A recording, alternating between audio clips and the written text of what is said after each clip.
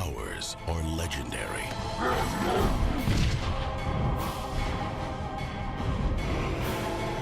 Their origins are unknown. Their methods are extreme. And the game is on. LXG, the League of Extraordinary Gentlemen.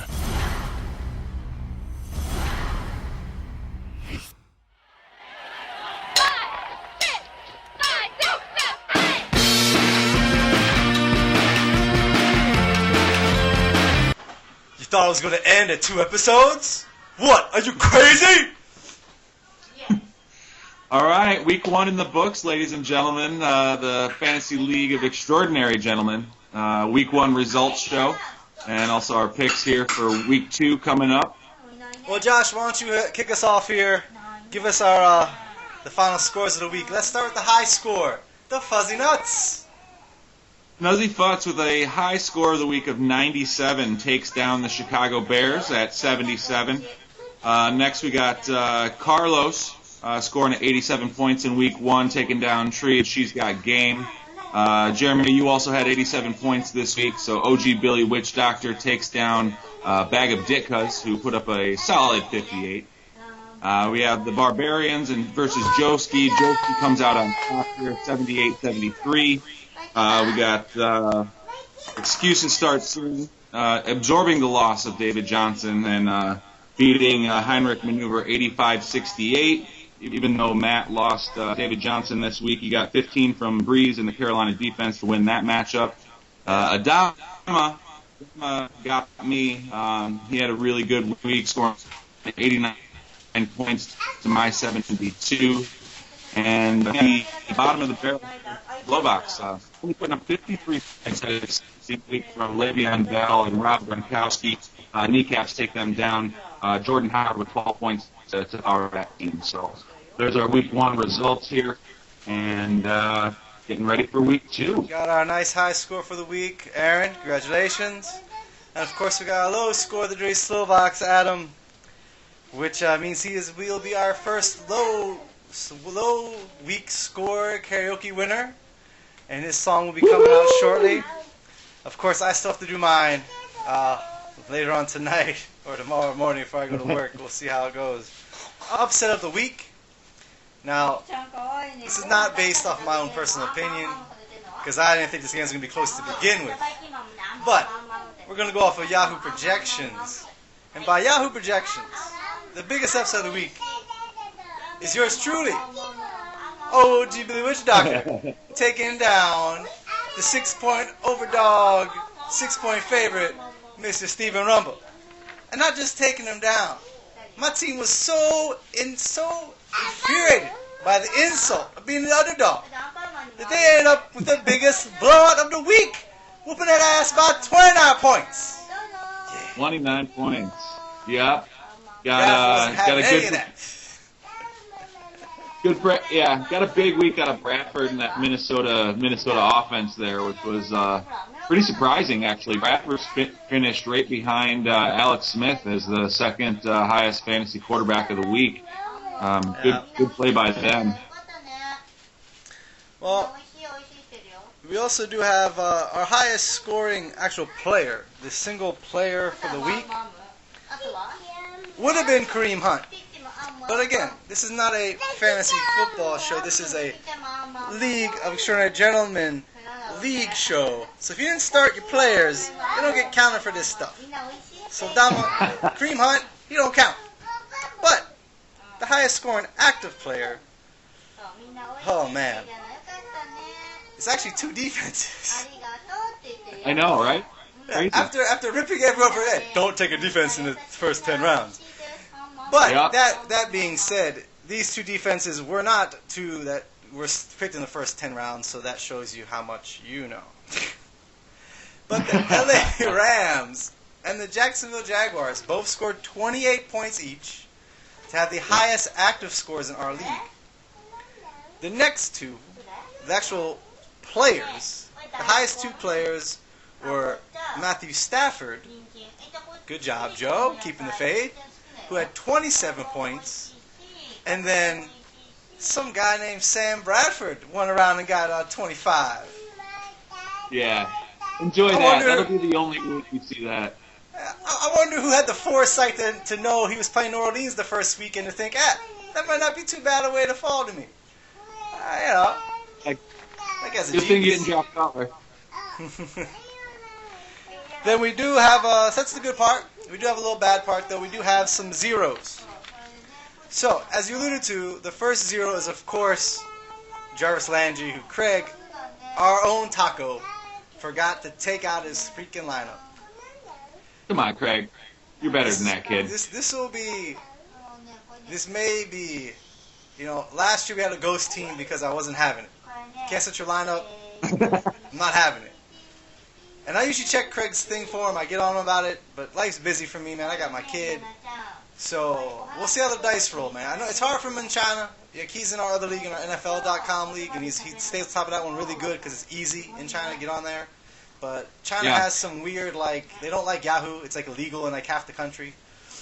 So, we'll see what happens. But we might be replacing my brother, as sad as that may be. But we'll see what happens. We're not calling off the dog. We're not calling the dogs in yet. Don't worry. Because we need a taco. Taco is good to have. But we do have a couple other zeros who actually were played. Craig had another zero, Eric Ebron, who he actually did play. Ebron did play, just didn't do anything when he was playing. And then you also have Jimmy Graham, who was Joe. So that whole game, Craig versus Joe, there was 0 tight end points scored in that whole game. And then, I think it was the second defense off the board. Some doofus reached for him in the 9th, 8th round. Houston had 0 points. Yep. This is a top tier defense, man. Playing, who'd they play? Jacksonville? Man. Yep. They got the skunk by Jacksonville. That was an auto draft, by the way, so eat butt. But though we do have a couple worst case scenarios. Andy Dalton would be the worst on the list, but he wasn't started, so Craig gets a pass. But the first active player was Jamison Crowder, who actually brought down the score by -1 point. I know. I still lost. Yeah, and you still lost. And then, of course, we also had Steve had a pair of onesies with Allen Robinson and Paul Perkins. Now, Allen Robinson, he's excused. He got hurt. It's okay. But Paul Perkins, take out your lineup, man. Yeah, he's just bad, man. Yeah, it's we told you in the draft. Yeah, we told you in the draft recap show. No Paul Perkins. Yeah. Did you see any pickups this week that you liked? From week 1? No, not really. I didn't. For the games last week, we had 2, I think, really sweet pickups that were nice calls. First one was Josh. You picked up Tariq Cohen before you had to. Before the bomb dropped. That was a good call. Also, Ben got Charles Clay. Say what you want, but he's a tight end, and last 5 weeks of last year and this week, he's been a tight end 1. Yeah. All that time. He's been, I think, those 5 weeks, he's tight end number 5 overall. So he's doing really good, and it's a solid pickup. And then anyone on the waiver wires you think should be picked up? I didn't look this morning on the on the guys going through, but obviously some of the big targets for the week are you already talked about Tariq Cohen, but Kenny Galladay in Detroit, which I'm sure was scooped up by Joski. Who else was out there? You got Kerwin Williams, who Matt went ahead and picked up to replace David Johnson. I think those are your main guys for the week. There's a couple nice streamers out there that I like as far as defenses go. Oakland Raiders playing the Jets this week, I think is my number 1 streaming defense. Who else? Good quarterback who didn't have a good week last week. I'm not sure in our league if he's out there, but Carson Palmer is a guy that I like playing this week. Going to Indy, we just saw what Jared Goff and the Rams did to the Indianapolis Colts. Actually, mostly their defense, but if you got Arizona's defense or Carson Palmer this week, I think those are guys that you're going to want to start. Yeah.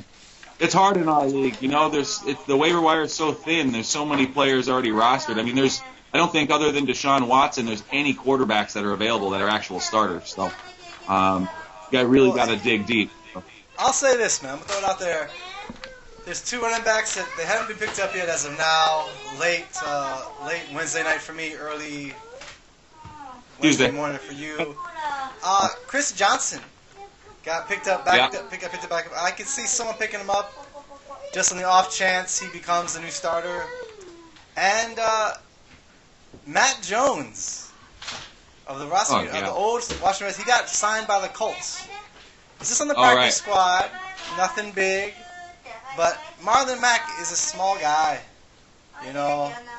He's not going to be a feature back. I don't see it happening. And I just wouldn't be surprised if Matt Jones made some noise to end the year, and maybe next year become the starter if they finally let Frank Gore go. Yeah. So yeah, we'll see what happens with that one. All right.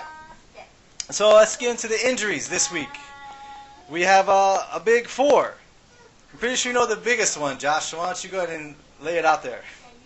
Yeah, David Johnson, dislocated wrist, having surgery this week, out 2 to 3 months at least. Big blow, number 1 overall pick in the draft. It's going to really take some good team management, I think, for Matt to be able to bounce back from that. It's really hard, especially in a 14-team league, to lose your number 1 overall pick there. So we'll see what Kerwin Williams looks like. He was able to pick him up as a replacement, but definitely a big blow to that team overall.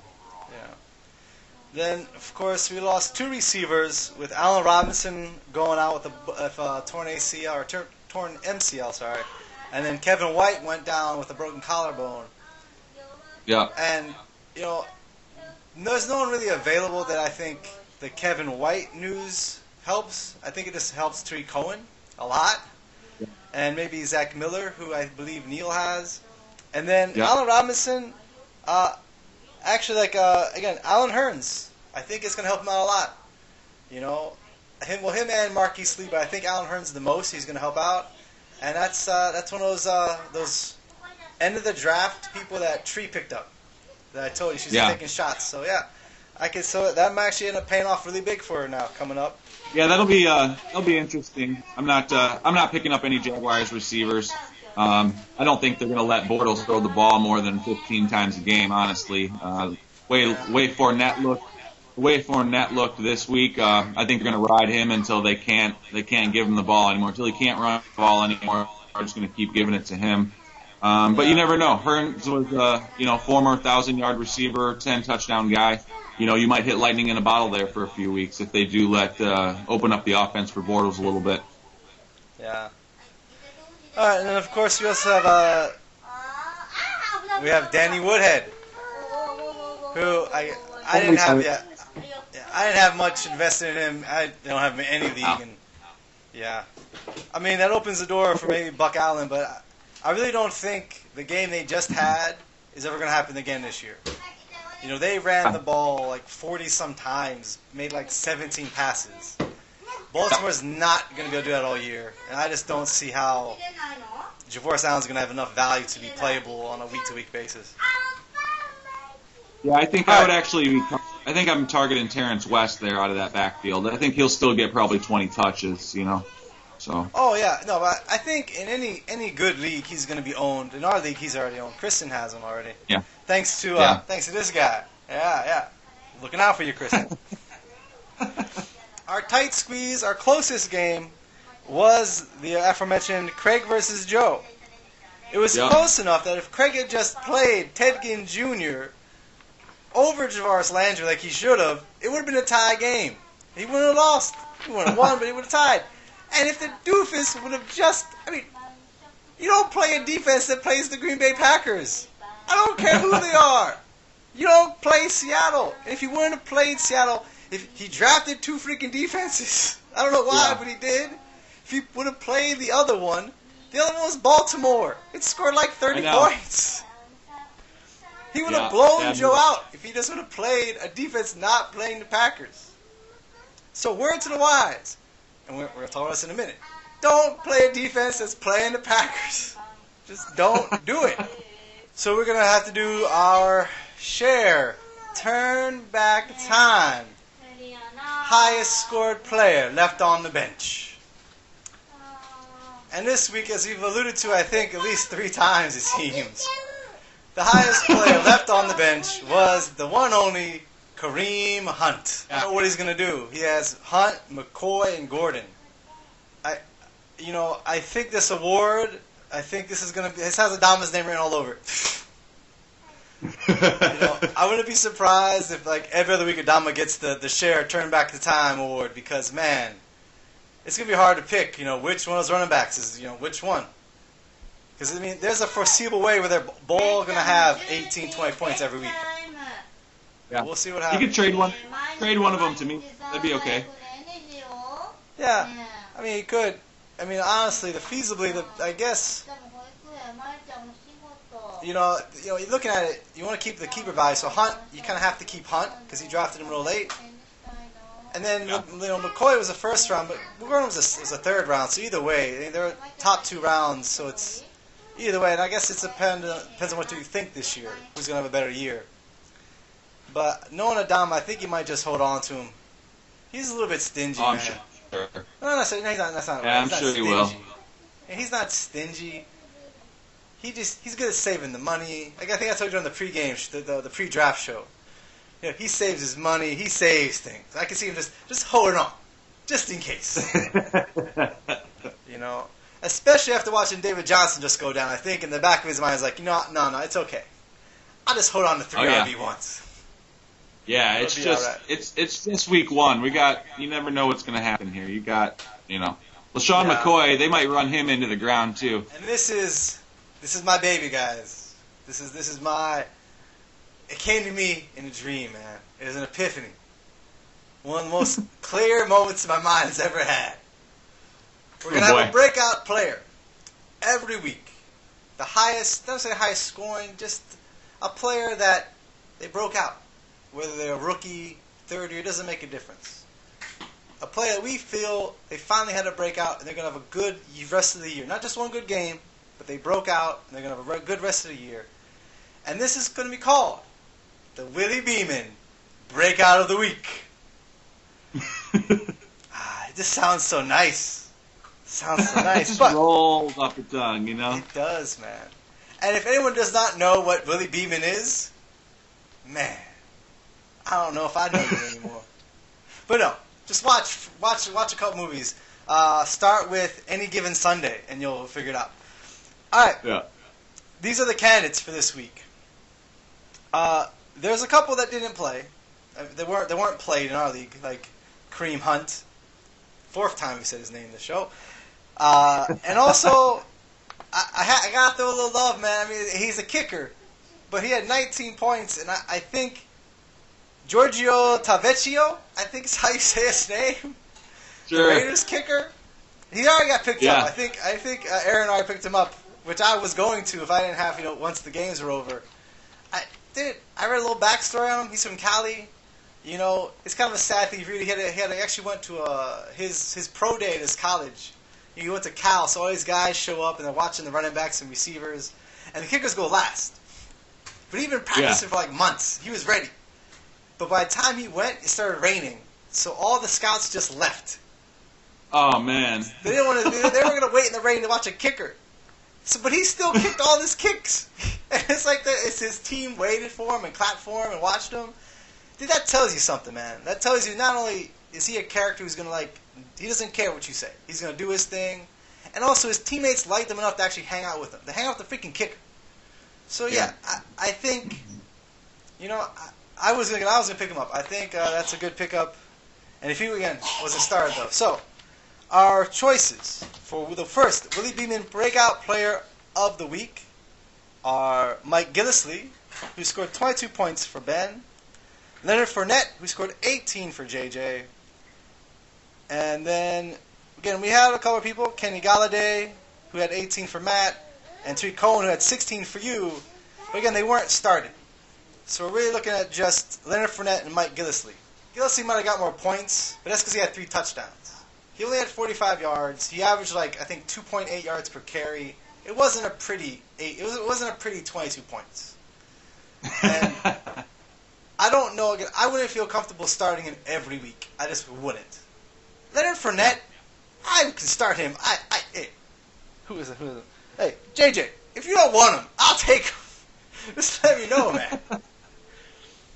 So, yeah, that's what do you think, Josh?